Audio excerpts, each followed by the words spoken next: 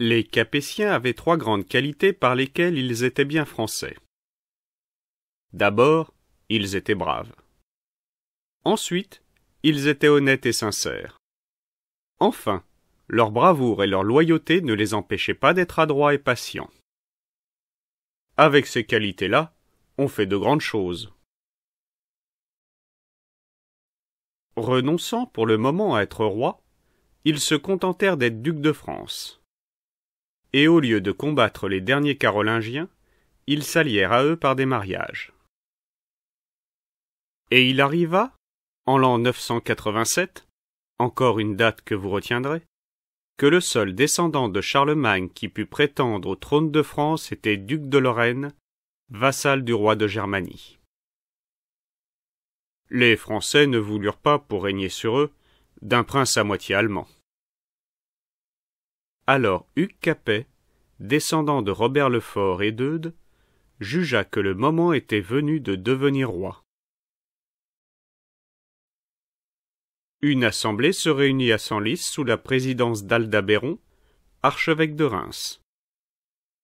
Et elle proclama que, par la noblesse du sang et la sagesse de l'esprit, Hugues Capet, duc de France, comte de Paris et d'Orléans, était le plus digne de la couronne.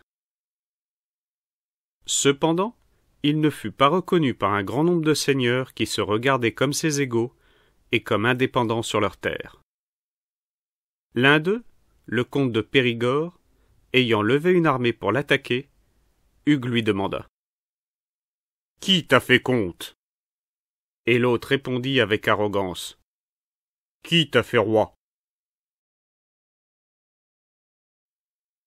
Sans doute, Hugues Capet était roi de toute la France, c'est-à-dire suzerain de tous les seigneurs.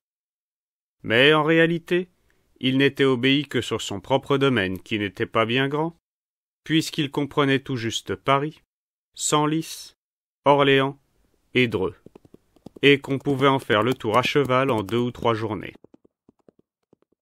C'est pourtant de là que les Capétiens sont partis pour réunir peu à peu toutes les provinces de France.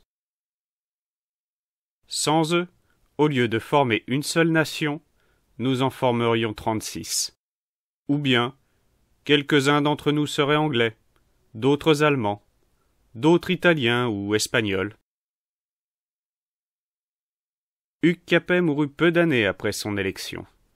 Mais 40 de ses descendants allaient régner sur la France et la servir comme Robert le Fort, leur ancêtre, fils du boucher de Dreux.